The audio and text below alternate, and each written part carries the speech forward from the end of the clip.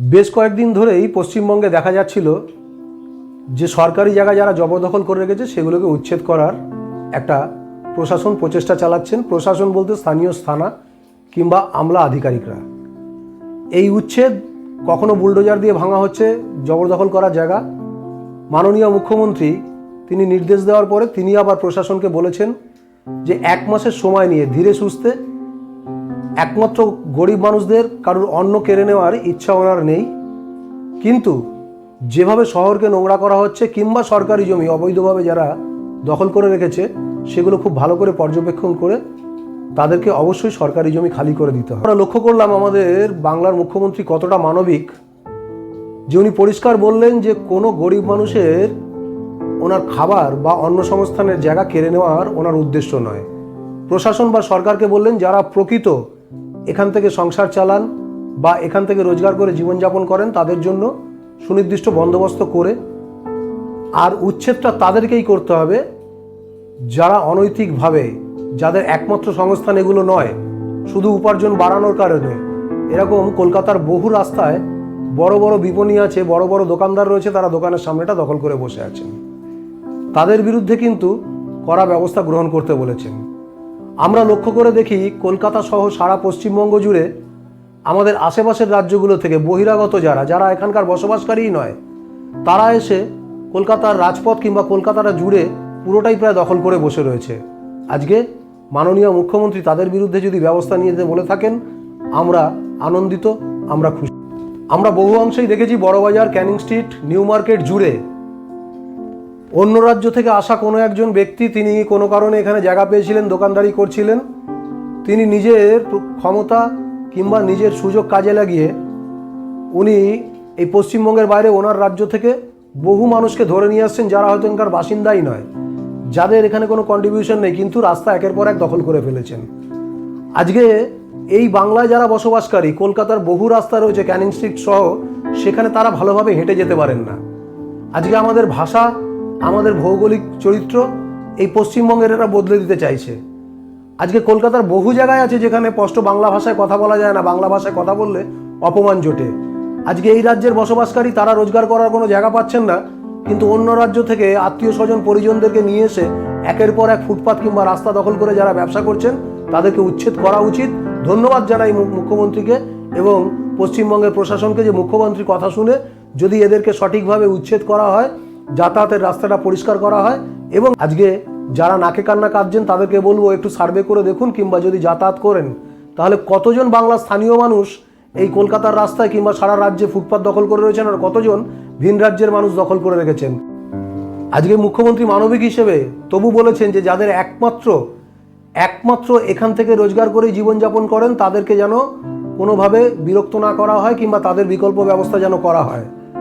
আর যারা এটাকে নিয়ে জলঘোলা করতে নামছেন, বিশেষ করে বাংলা বিরোধী, এই বাংলায় থেকে যিনি বাংলার মানুষের সর্বনাশ চান, 100 দিনের টাকা থেকে শুরু করে বাংলার আবাস যোজনার টাকা কেন্দ্র সরকারকে বলে দিনের পর দিন আটকে রাখেন, বাংলার উন্নয়নকে আটকে রাখেন, তিনি ন্যাকা কান্না কাঁদতে শুরু করলেন যে এই উচ্ছেদের বিরুদ্ধে তিনি রাস্তায় নামবেন, তিনি বুলডোজারের সামনে শুয়ে পড়বেন।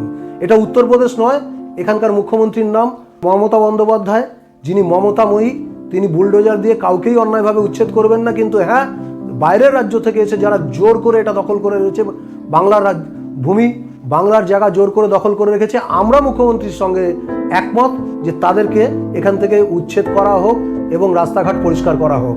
কিন্তু যিনি বললেন যে বুলডোজারের সামনে শুয়ে পড়ব, তার কলিজা হবে যখন কেন্দ্র সরকারের নিয়ন্ত্রণাধীন রেল দপ্তর বিভিন্ন প্ল্যাটফর্মে যারা 40 বছর, 50 বছর, 20 বছর ধরে সংসার চালাতেন প্ল্যাটফর্মের একটা কোনায় বসে, অমৃতকালের নাম করে, প্ল্যাটফর্মের উন্নয়নের নাম করে তাদেরকে যখন আরপিএফ এর লাঠি দিয়ে মাথা ফাটিয়ে প্ল্যাটফর্ম থেকে বার করে দিচ্ছেন, কোথায় থাকে আপনার প্রতিবাদ?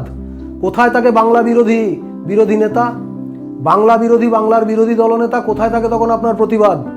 আজকে আমরা দিনের পর দিন দেখেছি যে রেলের ভিতরে, ট্রেন কম্পার্টমেন্টের ভেতরে বহু মানুষ সামান্য দুটো বাদাম কিংবা সামান্য কিছু পণ্যের পসরা নিয়ে তাদের জীবনযাপন করেন, সংসার প্রতিপালন করেন। আজকে তাদের ওপর যখন আরপিএফ এর অত্যাচার নেমে আসে, তাদেরকে ধরে নিয়ে গিয়ে যখন মিথ্যে প্ল্যান ডাকাতির কেস দেওয়া হয়, মাদক খাইয়ে লুট করার কেস দেওয়া হয়, এক একজনকে 3,000 3,500 টাকা করে ফাইন করা হয় কিংবা বিনা কারণে তাদেরকে জেল খাটানো হয়, তাদের সারা বছরের পুঁজি একদিন ধরে নিয়ে গিয়ে যখন ফাইনের নামে আদায় করা হয়, আর বাংলার এই বিরোধী দলনেতা, বাংলা বিরোধী দলনেতা তখন ঘুমিয়ে থাকেন। আজকে আপনার কোনো নৈতিক অধিকার নেই। যেখানে দেখবেন আপনি যে বাংলার বিরুদ্ধে কথা বলার সুযোগ, সেটা ন্যায় হোক অন্যায় হোক, আপনি সেখানে বিরোধিতা করে ফুট কাটবেন। যত আপনি এই ধরনের কথা বলবেন বাংলার মানুষ তত আপনার দলের বিরোধী হবে, তত আপনাকে ওয়াক থু বলবে। আজকে শুভেন্দু অধিকারের যদি ক্ষমতা থাকে, বুলডোজারের সামনে না শুয়ে আরপিএফকে গিয়ে চোখ রাঙিয়ে বলুন, আপনি তো কেন্দ্র সরকারের এই বাংলায় রেখে দেওয়া একজন ভৃত্য। কেন্দ্র সরকার যেভাবে আপনাকে বলে আপনি ঠিক সেইভাবে ভৃত্যের মতো কাজ করেন, মেরুদণ্ড আপনার নেই। আপনি যদি আপনার কোনো রকম নৈতিকতা থাকে, বাংলার মাটিতে যদি আপনি জন্মগ্রহণ করে থাকেন, তাহলে আগে রেল যে অত্যাচার করছে হকারদের ওপরে, যে হকারদের ওপর নির্দয় অত্যাচার রেলের আরপিএফ চালাচ্ছে, যেভাবে বিভিন্ন প্ল্যাটফর্মে আরপিএফ অন্যায়ভাবে তোলা আদায় করছে, তার বিরুদ্ধে সোচ্চার হন।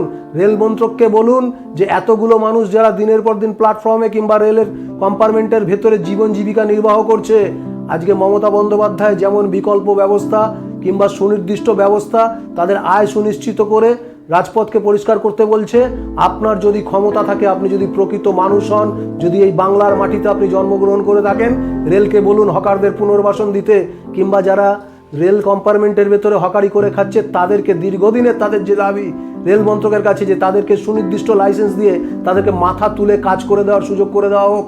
আরপিএফের অত্যাচার, আরপিএফের লাঠি, আরপিএফের অন্যায়ভাবে টাকা তোলা বন্ধ করা হোক। আজকে শুভেন্দু অধিকারী, আপনার ক্ষমতা থাকলে আপনি এগুলো বন্ধ করবেন। আর বাংলার মানুষ নিশ্চিন্তভাবে জেনে রাখুন যে এই বাংলায় বহিরাগতরা যে অত্যাচার বা যে জুলুম চালাচ্ছেন, নির্বাচনে যেমন তাদের জবাব দিচ্ছেন, একইভাবে বাংলার রাজপথ, কলকাতার রাজপথ, সারা বাংলা জুড়ে বহিরাগতরা যেভাবে বাংলার মাটি দখল করে বসে রয়েছে, আজকে বাংলার মানুষ সেটা কখনোই সহ্য করবে না। মুখ্যমন্ত্রীর সাথে আমরা একমত যে যারা একমাত্র রোজগার করে এখান থেকে সংসার চালায় তারা অবশ্যই থাক, কিন্তু যারা ভিন রাজ্য থেকে আত্মীয় স্বজন, পরিবার পরিজন, সারা পাড়ার লোক এনে কলকাতা কিংবা বাংলার ফুটপাত কিংবা বাংলার জমি অবৈধভাবে দখলদারি করে রয়েছে, তাদেরকে এখান থেকে উচ্ছেদ করা হোক।